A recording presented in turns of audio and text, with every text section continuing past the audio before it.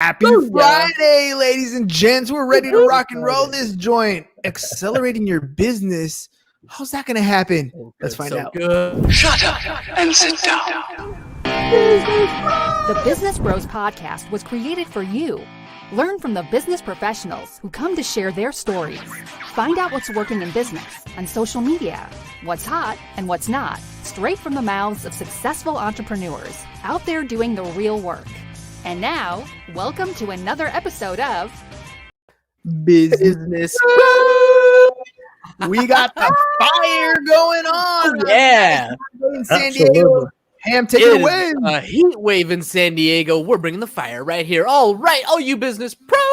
Before we jump into the show, just a quick reminder to please subscribe on whichever platform it is that you're listening to us on today. Give us a like, give us a follow, subscribe, and drop a review, and help other like-minded business owners find value from our awesome guests while we rise up in the podcast rankings. And if you want to be a guest on the show, I missed that last part, we will really appreciate it. And if you want to be a guest on the show, we'd love to have you on and learn from you as well. Go to www.businessbros.biz/podcast guest. Schedule your time slot. Don't forget to follow us on all our social media at Business Bros Pod. Ladies and gentlemen, we are so excited and so honored to bring another incredible guest on the Business Bros Pod. Our guest today is the preeminent advisor to CEOs who want to safeguard their businesses and their lives from unpredictability, establishing strategic partnerships that empower them to never again worry about growth. Having worked with over 1,500 CEOs across 33 countries, our guest is an expert in helping businesses expand internationally. As a world-renowned speaker and philanthropist, our guest's goal is to help over 800,000 kids in Latin America become entrepreneurs using local businesses in the next 3 years. Local resources in the next 3 years. We can't be more thrilled to hear some incredible stories from this well-traveled thought leader and humanitarian. Joining us today out of the great state of Texas, the CEO Confidant from Divine Human Ventures and Wisdom for Kids. Welcome to the show, Angel Rebo.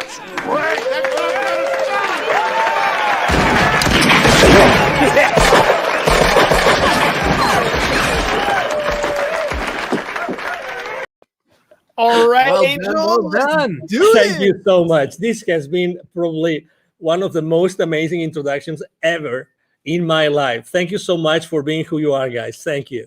Oh, well, what can I say? James prides himself on the intros. They're probably Fun. Yeah, they're fun. They're you know what? Everybody has a strength and everybody has a weakness. I would suck at writing your intro, but James over here, he's got fire when it comes to writing those intros. I tell you, I mean, I've been introduced a few times, and he's used actually completely different words. He's a master. He's a super eloquent guy. I can tell you that. Thank you so much. My heart. You are making my head really? roll. Yeah, you're a cunning linguist, Ham. You're a cunning linguist. All right. So speaking of talents, right? Speaking of strengths, speaking of weaknesses, look, anytime anybody's going to start a business, we all start off thinking, I know what it takes. I'm going to make this thing grow. I'm going to me, I. But ultimately, you need a team to make things happen. So Angel, tell me a little bit about what it takes to grow a business and what is it that you do exactly? Exactly. So basically, in a nutshell, what I do is I help both corporate CEOs and established entrepreneurs to bridge the gap globally for expansion and exposure. It means that I help them take their businesses internationally. Okay. And what it takes for someone to accelerate the growth of their businesses by going internationally, the first thing that it takes is the willingness to do it, but the resources. The resources. I've seen many times people wanting to go internationally, fully internationally, and they have not made their homework. They have not really taken into consideration what it takes to go internationally. Very often it happens to us entrepreneurs that if we have an offer online, we think, okay, so if we are super successful in the US, then going south of the border, we just translate our materials, our courses, whatever that is, and we're going to be successful. I hate to say no. No, there's many more things involved in going internationally, and you have to do your homework, and there's financial implications on the decision of going international. So you have to consider those implications. Let's hover here for a second, because we live in an age where the World Wide Web has literally shrunk the planet. We can have international quote unquote business going on from the living room or your basement or wherever you're talking about. So let's hone in on that. What do you mean when you're talking about growing internationally? Yes, so that's true. You can run your business from your home, and you have the worldwide, web, and you can go everywhere. But every single potential client in every single country, geography, culture thinks differently. You have to embrace, you have to acknowledge that, and you have to really know what is going to drive a potential sale from another country. Okay, so I mean, being reactive, we might have clients from other geographies, but the reality is that talking to someone, let's say, south of the border or north of the border, talking about the US, right? It's different. And you have to be, if you really want to be strategic and you really want to be successful, you have to do it differently. You have to think about it. Okay, so you can run your business from your home and you have the World Wide Web open, but there are things that you have to take into consideration from the point of view of the client. You have to talk to the client differently on every culture. Remember, we are, separated, even sometimes even trying to go, let's say I have a business in Texas and I really want to be successful in taking my business to another state. That there are cultural differences, right? That huge. Someone in Utah is different from someone in Texas, right? And everybody knows that. So if you really want to be successful, does it make sense to consider the differences between selling in Utah and selling in Texas? Of course it does. And you spoke about in the introduction, you actually mentioned something, which is, are you partnering with the right people? Probably if you want to go international, or even, as I said before, to another state, what about partnering up with someone who's already there, who's already aware of those differences, that can help you be more effective in conducting business in that area? And this is very often a blind spot that people forget. So, okay, it's easy to run your business from your home, but be mindful, be aware of the differences. What kind of differences should we be looking for when we're first starting out? Because there are so many. I mean, like you said, there's cultural differences, there's currency differences, there's tax treatments. I mean, there's all kinds of things that we can think about when we're talking about those differences. But what are some of the first things that we should kind of pay attention to? So that's why go step by step. I mean, going internationally right out of the gate, I don't think is the right thing to do, unless you only go internationally to a specific area because you know that there's a need for that there, and you know that the people there are going to buy from you. Unless that's the case, it's scaling up by accelerating the growth of your business by going international. It means that you have already had to establish your business somehow. That's very important. Okay, so initially, I don't recommend anybody doing that unless, again, that's going to be your number one strategy. So if that's your number one strategy, you have to really know what these people want.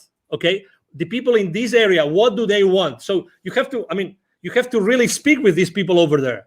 Sometimes, we tend to think, oh, it's extremely difficult. No, it's very easy. Reach out. There's social media again, and you can go in social media and you can start talking to people who live in that area. It's really simple. There's something in the entrepreneurial world, in the startup world, there's something called a minimum viable product. You've probably heard this thousands of times, right? Mm-hmm. So when you start your business, you probably have a minimum viable product or service that you want to offer to your audience, right? So the first thing you have to do is, if you want to go international, start talking to your audience about what you want to do. And I start asking them, hey, if I was to launch this product, sell it there, or this service, would you be willing to buy from me? And what would be the kind of service or product that you would buy from me, in that particular, area of expertise that I have? So that's the first thing.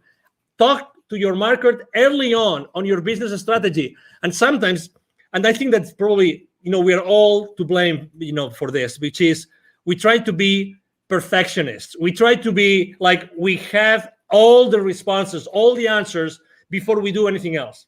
There's one business mantra. There's one mantra I use with every single one of my clients. I've been using for the last 5 years since I started my own business, which is take imperfect action now. Take imperfect action now. Hey, Don't worry about anything else. You only need yourself, and you need to start reaching out to the people in the market, in the place where you want to start selling your products or your services. That's it. Start talking to them and start making mistakes. Start making mistakes. There's no such thing as the perfect sales pitch, the perfect service, the perfect product. There's only the thing that you reach out to the potential buyers and you know what they think, and keep on making, keep on perfecting your pitch, keep on perfecting your product and your service. Really, that's the first step. Take imperfect action now.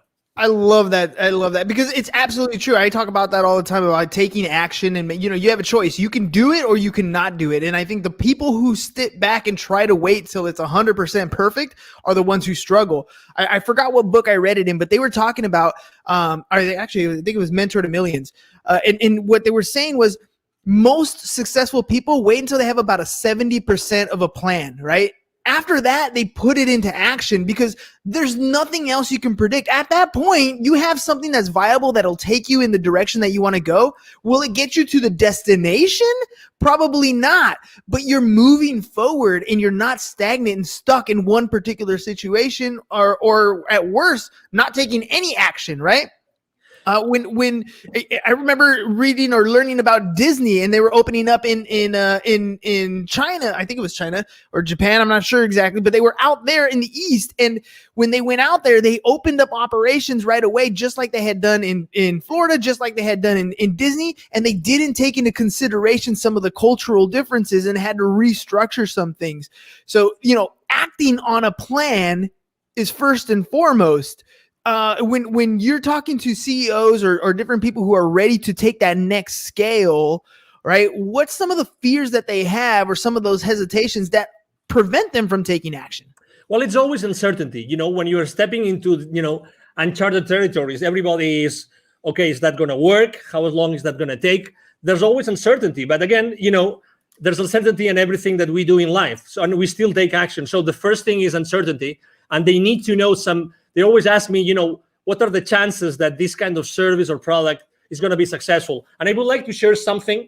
And this piece of information, it came from, there's the number one entrepreneurial program as far as college degree goes in the country is from a school in Massachusetts called Babson College, okay? Mm-hmm. They're very well known. You probably heard of them. Consistently, the number one entrepreneurial program, actually not only in the country, but in the world most of the time. Okay, so I was talking to the director of the accelerator, and that was 4 or 5 years ago. And she was telling me, Angel, 5 years before, so 10 years ago, it would take probably a few $100,000s for any technology, any startup to make a difference in the world. I'm talking about 5 years ago. Today, 5 years ago, only $15,000 to $20,000 was the amount of money that some startups had as a seed money to start disrupting the world. The point I'm trying to make is more and more often we see that the amount of money needed to make a difference in the world is lower and lower, is smaller and smaller. So what's the difference? The difference is that today there's so much technology out there that we can scale up any service or any product in the market like fast, like really, really, really fast. So again, going back to the same thing, take imperfect action now. You really don't need so much time or so much money. What you need to do is to make sure that you start proof testing your value proposition, your product or your service in the market as soon as possible. So you can start burning, those early stages, and you can start, perfecting your product and your service. And you realize that, and you eventually see, you see the future with a level of uncertainty which is much higher. Again, to your question, it's uncertainty, but how do we lower the level of uncertainty? It's just by taking action, by start connecting with the market and start exposing our value proposition in the market. You have a ton of energy, and I love that because Thank you. when people come on the show, it's not always as exciting when the other person doesn't have energy, but that Thank you. fuel comes from somewhere, right? Yeah. Why did you get into this particular space? I mean, it sounds like Thank you're you. ready to take on business and scale things at your own rate, and yet you took Thank a you. different approach. Why that approach? Why what you're doing? Why is it what you're doing gives you so much energy? Well, probably because, well, number one, I would say first of all, because of my father, probably because my father is a super positive guy. I mean, back in Spain, he's right now 80 years old. He's going to be 81 this year, alive and kicking. He's still working on business. He's always been like that model for me, like always super positive. He's made a lot of, he's set up and grown a lot of businesses, both nationally and internationally. He's made a lot of mistakes, but you know what? He was always in that mood, always. And every time he was being asked, he was always, his first statement, he was always, I am so blessed that I have been able to help these hundreds of families, these hundreds of people with the families behind them. And that's the legacy. That's his legacy. So I think that this, flame that I have inside of me is because I really like to share my experience with people.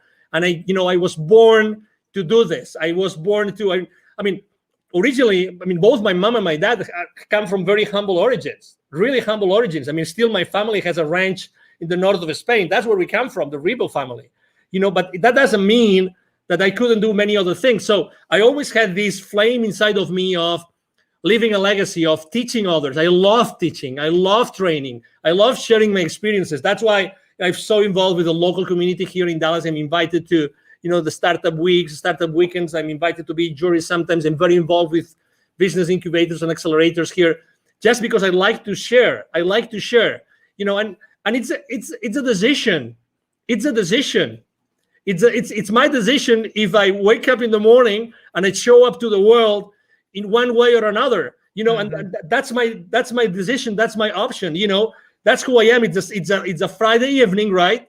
I have had so many calls this week. I have talked to so many people. I've had so many face-to-face meetings. But you know what? I am loving this interview, and I could be, And right now, if you told me, hey, Angel, you have to mentor, 20 people in a coaching call within 30 minutes, I'm gonna do it. I'm not gonna lie to the audience. How long ago did you offer me to be on your show? True. It was yesterday evening. So Exactly. less than 24 hours. Less than 24 hours. And I was super excited. I said, yes. You know why? Because I always say, why not? Why not? If there's a single person in your audience right now who can benefit from what I'm saying, oh my God, the day has paid off. The chance has paid off. The possibility that you guys have offered me has paid off. What is the core? What is the core of the CEO Confidant? Like, what is it that you're trying to achieve? Your mission in the business to have that can help more and more entrepreneurs get to the level that they want to get to. Thank you. For me, it's always been connecting the unconnected. And actually, I'm going to tie this to my nonprofit, connecting the unconnected. I've always, obviously, as you can imagine, I'm so grateful to God that He gave me this energy, this passion that I can, I have been able to help a lot of high-level executives throughout my life. That's a blessing. Probably this energy has helped me a lot. But this has only helped me enough as far as this helps me to make the world a better place. Okay? That's why, it reached a point in 2016 in which it was very clear to me that I had also, the reason why I had lived in Latin America for so many years and I had done business in Latin America for so many years is because I had to be exposed to those areas where so many underprivileged kids live. And you know what I'm talking about. I'm talking about in Latin America alone, in 2012, according to UNICEF numbers, 81 million kids live in poverty. 81 million kids. 22 million don't have drinking water in their house. 22. And that was 2012. Can you guess after COVID? Can you guess what happens? How many millions right now? Significantly worse. Exactly. So, and that means the total population, so that you have you have a frame of reference. the total population of kids in 2012 in Latin America was 170 million. 170 million. Okay, 170 million. So put that in perspective. So right now, probably it's going to be 90, maybe 100 million kids in Latin America who live in poverty.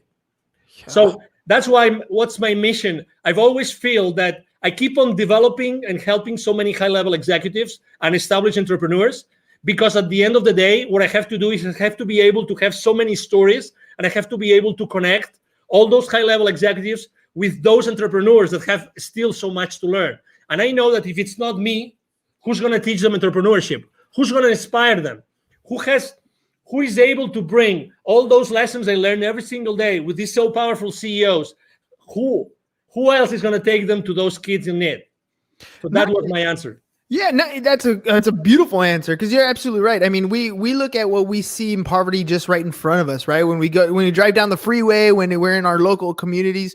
But the difference is, the poverty in the United States is much different than the poverty in almost any other country. It's just a different level. I remember being young, as a young kid, at my parents, and we would always go to church, and they would send us, to missionary things down the other side of the border, and you just have this awe that everything from the pair of shoes to the sweater that you have on to the meal that you had has such a different value to the people down there than it is to you. The things you take for granted, you don't even realize until you're, things like where you're crossing the border. When I remember coming back on the border and little kids, small 4 or 5-year-old children coming up barefoot, dirty, ragged clothes, just trying to sell something to make a living. And we don't quite understand the level of poverty because we're blessed to be in this country. But you're absolutely right. I want to ask you about the relationships that you're building with people as you're helping a lot of these entrepreneurs grow their business, as you're helping them scale and become multi-million-dollar companies. What value do you place, and how do you utilize the relationships that you're making? Well, I think believe it or not, I was extremely shy kid, very shy, very shy. Most of I would say every single one of my classmates up to high school, they would not believe it's me talking right now. Honestly. I had to, really, I really had to go to college, and I had to start being involved in organizations, international organizations, and traveling. And so, I know that not everybody is so open and prone to have relationships with people. But again, you don't have to be, someone like me, so, extroverted like me. It's just I think that the most important thing is that you are yourself and you keep the relationship honest and humble. Mm-hmm. Honest and humble, and from that point, I like to use, gratitude, humility, and acceptance as 3 of my top values that I like to share this with my team all the time when we have our weekly meetings and when we have our one-on-ones. Gratitude, humility, and acceptance are 3 very big values for me. So I think that those values help you a lot to develop those relationships. And out from those relationships, it's like, as you know, I'm very active on LinkedIn, and I have very, very large following and very active there. I post every single day, large high engagement from my audience. And it's the same thing when I start relationships with people in there that they don't know me of anything. I start from a very humble way. I'm not the guy that's going to send you 5 consecutive messages as soon as I say accept. I'm not that kind of guy. My connecting message has 1 sentence, only 1, and I don't send a second message. You just wait. Yeah, I just wait, and whenever it's good, and I think I have some value to offer to that person, as if it was you, then I say, hey, as I know that you do this, I think that you might be interested in having this information I just got from someone else. Again, partnering up with, giving the value that someone might need, and if they say I don't need it, that's okay, and that's fine. That's why a value download on people. I don't really believe in downloading things on people that they don't really need. So that's why I always keep my connections online as much human as possible.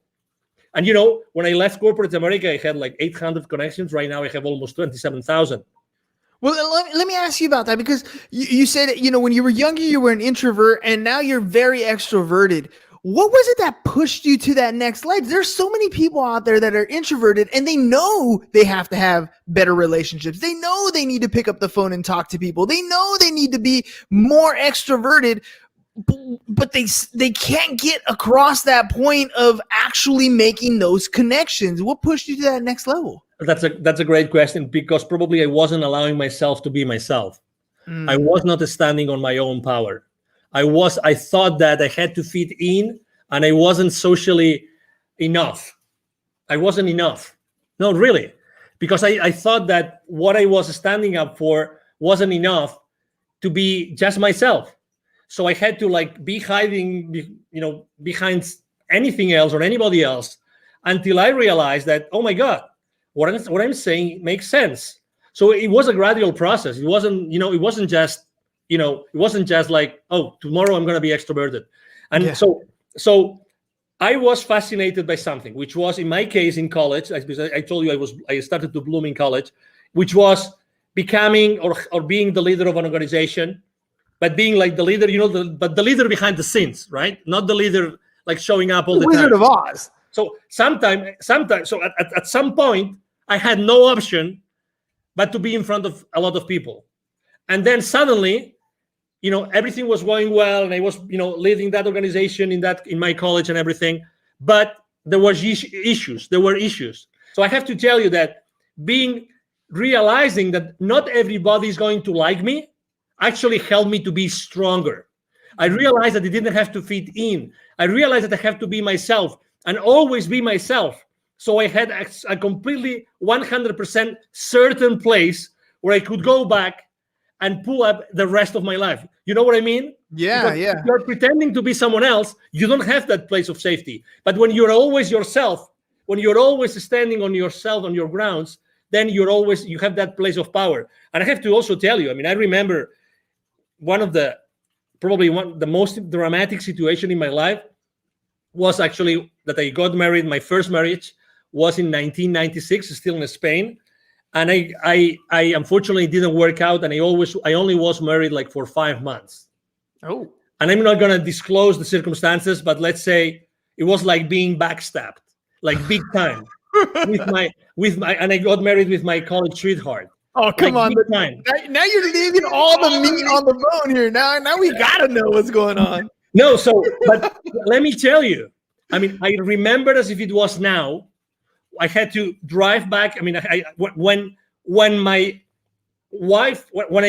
found out what my wife was doing, and I confronted her that night, and I will never forget that night, when I confronted her that night, and she told me yes, I remember taking my car the following morning and going and driving to where my parents lived. I remember that both my mom and dad were waiting me, they were living at the 6th floor, they were waiting for me, and I started crying like a baby on my mom's arms, at my mom's arms, saying, can't believe it. I don't know. How can my life collapse? What did I do wrong? I had the car, we had an apartment together, we had all those projects together, the perfect job, we had this beautiful house in the mountains to go to ski. Everything was perfect. But suddenly, boom, so you thought. Boom, and not even 1 year, like 5 months, 6 months. I felt betrayed. You name it. I tried to save my marriage, and I immediately said, okay, let's go to a counselor. But unfortunately, the other party wasn't there. So I said, okay. So the rest of my life starts here today. Yes. And then, you know what? 1 year and a half later, I had already left Spain for good. And I have not been back to Spain, but to visit my family. Again, it's the realization of I have to be me. And I am strong because I don't have to fit in with anybody else. I have to be myself. And that's my foundation. That's my essence. And I will build up the rest of my life because of that. Had I not taken that decision, we would have never had this conversation, you and I, today. You know that I want to say I love that story, but I kind of, it's not quite the right thing to say. But the fact that you accepted it at the end, right? The heartbreak, the pain, the agony, what you're going through, those are feelings that you're going to have. But at some point, no matter what happens in your life, good, bad, or indifferent, you have to accept that tomorrow the sun's going to rise. Tomorrow is another day, and every day you have that choice to make something happen. You can dwell in it, you can live in it, you can wallow in sorrow and feel sorry for yourself for as long as you can. But every day that happens is another day that you're not fulfilling whatever dream is that you want to achieve. You're hurting yourself by allowing yourself to live in that position for too long. Feel it, hurt it, learn from that mistake. But you need to make a choice and accept that it happened. Totally. Otherwise, you're never going to move forward. I agree. And I have to say, this counselor that, we went together, with my ex-wife at that time, it was the same counselor that said, hey, okay, so she's not coming back. Can you please help me? Can you please help me go through this path? Can you please help me? And I have to tell you, there's certainty that this counselor told me, so these are the stages you're going to go through. A, B, C, D, and E. He told me, he explained those to me, and I understood them, and I said, okay, where am I now? And he told me, no, it's a good question. It's a good question. Yeah, of course. So you are here. Okay. Typically, what do you see in your practice? How long is it going to take for me to get to the final, destination of this, of this, whatever it is, right? Of this journey. He said, well, it's up to you. I've seen people here and I've seen people there, and I've seen people that will never recover from a divorce or from a separation. Okay. Mm-hmm. So I kept on going with him. I kept on having, again, I asked for help. God bless. That's something I obviously, in any facet in life, ask for help, look for help. Always. There's always going to be someone that can help you. Always. The only scarce resource in your life is time. Yes. Get over any situation, any challenge with the help of someone that's been there before. Do that. Don't hesitate. It doesn't matter. Money comes and goes. Do that. And oh my God, after 6 months of my separation, guess what? Guess who came after one of my, I just finished one of my swimming practices. I love swimming. Guess who came to say, I would like to come back together? Who was going to say? I'm not going to say, but you know the story, right? You know the story. And I said, unfortunately not. I don't want this to happen in the future when we already have children. I don't want that for my life. Decision made. Imperfect decision. Don't know what the outcome was going to be, but you weren't going to do it again. No. Oh man, Angel, that's, I love that, the whole idea of time scarcity, right? You only have so much time in your life. And yes, ladies and gents, you're going to feel uncomfortable when you're going to make a decision. You're not going to know the outcome. It's going to be scary. It's going to feel weird, but do it anyways. Do it anyways, because there's only two types of regret that you're going to have when you're older. And one of the biggest ones, the worst ones, is when you're 98 years old and you are incapable and you're out of time to have that regret to worry about. So take the action. You might make a mistake and it's okay. There's always a way to correct, but take that action. Angel, before we head out, let our audience know if they want to work with you, how can they get a hold of you? Absolutely. The first thing is, it's very easy. Send me an email. I have a team behind me. We all work together. We will always respond to you. My email is very easy. My email address is angel@angelrebo.com. I'm going to spell it for you. ANGEL@ANGELRIB as in boy O.com. That's the easiest way. If you want to know, what I do, what I stand for, you can go to LinkedIn, Angel Rebo, the CEO Confidant. And you will see me there every single day posting. I post a lot of personal stuff because I think it's important for everybody to know, what I think is important for me. And obviously, I would like to help you. And needless to say, thank you very much, guys, for being so kind with me and allowing me to be today on your show. Hey, man, thank you for coming on last minute. Thank you for sharing, being vulnerable. I honestly believe that some of these stories that we have in our life, some of the worst stories in our life, make the greatest connections with people. So thank you very much for sharing some of your worst times with us. I connected with you. I'm sure there's a lot of our listeners that connected with the same type of story. Thank you. All right, ladies and gents, it is Friday, but we'll be back because Monday's going to come right around the corner. So that's all we got for you guys today. Have a great and safe weekend. Peace. And we're out. Thank you for listening to the Business Bros Podcast. Are you looking to get more clients or to increase your income? Hernan, the business bro, can help you generate referrals through the power of podcasting. And James, the insurance bro with Pipeline Insurance, can help you effectively add insurance to your existing business. If you are ready to create wealth today and generational wealth for tomorrow, email businessbros@csfirst.com to schedule a free consultation or join the Business Bros Network, www.businessbros.biz.